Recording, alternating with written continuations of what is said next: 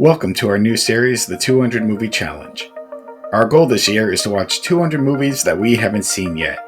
If you want to listen to the full podcast where this clip is from, the link will be in the description. Now enjoy today's movie. Let me tell you about the final movie we're talking about in the second movie I saw. So I didn't know what I was going to watch. I think this was on Netflix maybe. I don't know where I went. Definitely this is not a Tubi movie. And it's a movie I known about, but I kind of forgot about. So that tells you how popular this is. And this movie is actually technically part of the Saw series. Now I know how much you love Saw. But it's its own entry. And I'll kind of explain that. But I saw the movie Spiral for 2021, starring Chris Rock. It's also I saw a picture from the of Book of this. Saw. So you've got Yes, that tag. So yeah. basically, there is no John Kramer, but his actions live in this world because it's the idea of a copycat killer in a way. Is John Kramer the Jigsaw guy? Jigsaw, correct. He was the main. He was the main one. So Jigsaw Kramer, who's been in most of the movies because Saw has gone through 10, and one is technically a prequel, not including this.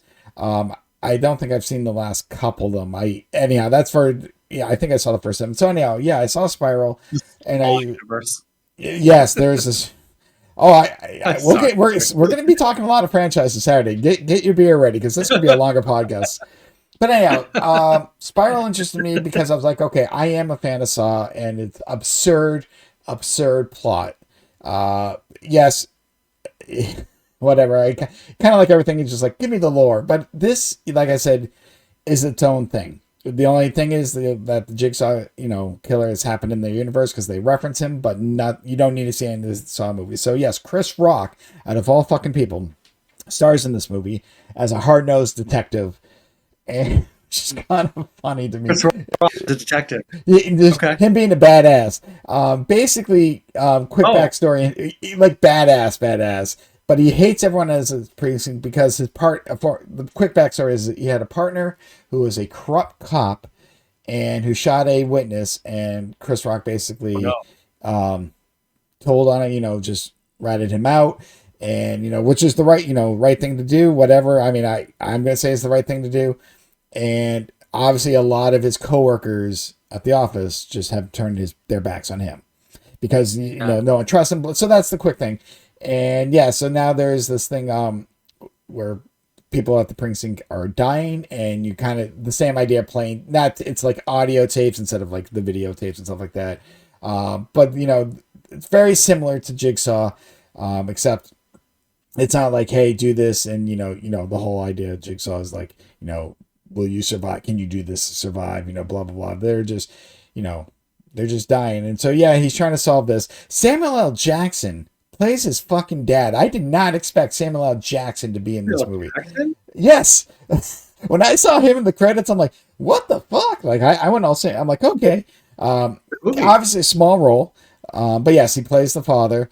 And I gotta point this out because especially since you're a fan of this. And so, they do little Easter eggs. And I kind of caught this because I wasn't supposed to catch this. But, when movie guys like us tend to watch things, we kind of watch more than what's going on right in front of us.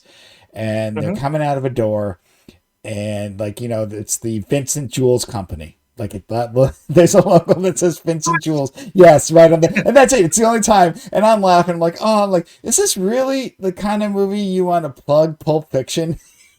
Which I guess I appreciate it. Like, again, I got a little laugh at it, but I'm like, if you're watching Spiral on the nose.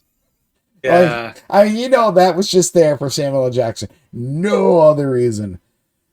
Wow. But overall, I love the Saw movies, and I love it for its absurd plot. I love it for its traps. I mean, again, I know what I'm getting into, and this was just more of the people are kind of dying, and he's trying to figure it out why, and basically because of I'm not going to go the whole plot because the whole thing is a mess.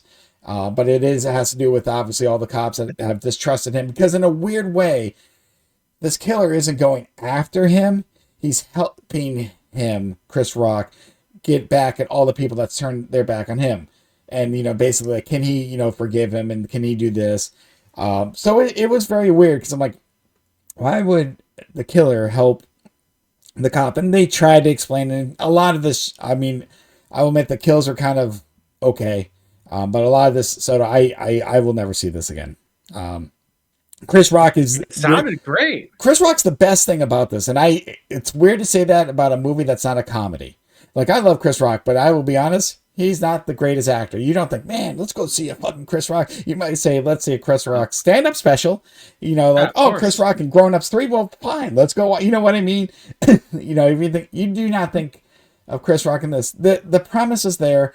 I think this could have been a great standalone. There is no need for this to be part of the Saw universe, the Jigsaw universe, whatever you want to call it, because I think that hindered it. Like, you could just have this, you know, creative way of, you know, telling the story, even though there's certain scenes, again, we've watched so many of these, like, you know, like one guy's walking out of the room like, oh, I bet you this is going to come back. You know, they're kind of playing this like a small part. You know how they do that? Like, you see something small, a minor line, but you've seen it so many times, you're like, nope. Always. Like, someone asked for his phone. He's like, oh, my phone's dead. And I'm like, that's going to come back.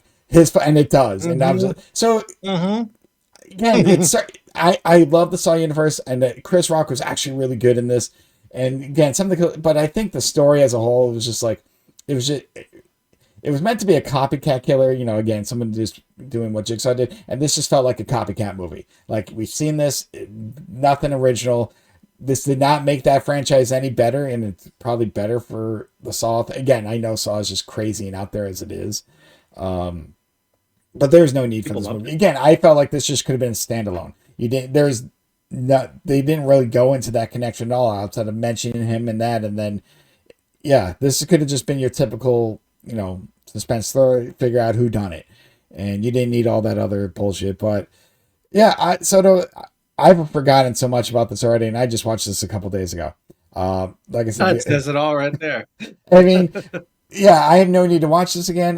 There's a couple I do want to catch up on, a couple other Saw movies that I just heard they're crap. Because I think I stopped watching Saw at 7, because I think that finished weirdly enough. Like, it kind of completed that absurd story that was going on and brought back a lot of shit from the original. And then they did a prequel, even though Tobin Bell got older, whatever. And then I think there's a Saw 10. I don't know. Again, I kind of quit after 7, but I saw this and I was just curious. But yeah, so you don't need to see any of the Saw movies to get you, Spiral, excuse me. But for the most part, there is nothing, it was unoriginal. But I love Chris Rock. It was just funny to see him in this. And I was like, damn, okay. That's all I gotta really say. There's really not much else to go on. There's no one else. Like I said, Samuel L. Jackson was just a welcome surprise, but he's only in a couple scenes. So now I will say this: this is my 90th movie. This is the 90th movie I've seen. Quick. I say that because that's 90 overall. Yes. Yeah, overall. Okay, no. 90th overall. 90th overall movie. No. This is not. Trust me. This isn't. Number 90. No. This is not worse than some of that shit down there. My point being is, I think last week I reworked my 20s, and I kind of was looking at my 50s and 60s and just kind of figuring out where this goes. And I'm going to say this right now.